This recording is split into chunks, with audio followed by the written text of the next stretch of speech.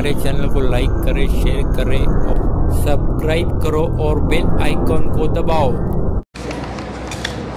नमस्कार, मी नीता लबडे, तहसीलदार भुसावळ। महसूल विभागामध्ये 1 ऑगस्ट ते 7 ऑगस्ट असे 7 दिवस महसूल सप्ताह राबविण्याबाबत सध्याच आपल्याकडे 29 जुलै 2025 रोजी शासन निर्णय हा निर्गमित झालेला आहे। हा शासन निर्णय महसूल व वन विभाग महाराष्ट्र शासन यांचा आहे। या अनुषंगाने मी आपल्याला सांगू इच्छिते की आपल्याकडे 1 ऑगस्ट ते 7 ऑगस्ट असे 7ही दिवस वेगवेगळे कार्यक्रम राबविले जाणार आहेत। त्या कार्यक्रमांमध्ये 1 ऑगस्ट रोजी महसूल दिन साजरा करायचा आहे।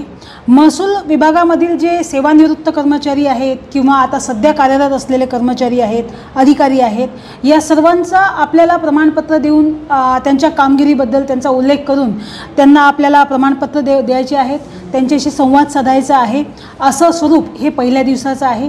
तो सुद्धा आपल्या तहसील कार्यालयामध्ये साजरा केला जाईल आणि त्यांच्या अडीअडचणी सुद्धा त्या दिवशी ऐकून घेतल्या जातील आणि समजून घेतल्या जातील।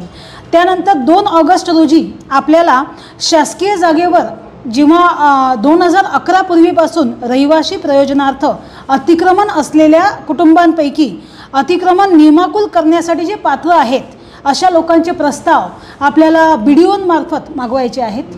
ग्रामीण स्तरावरचे बीडीओंमार्फत आपल्याकडे येतील आणि ते प्रस्ताव आपल्याला त्यावर जे पात्र लाभार्थी आहे त्यावर आपल्याला उचित कारवाई करायची आहे।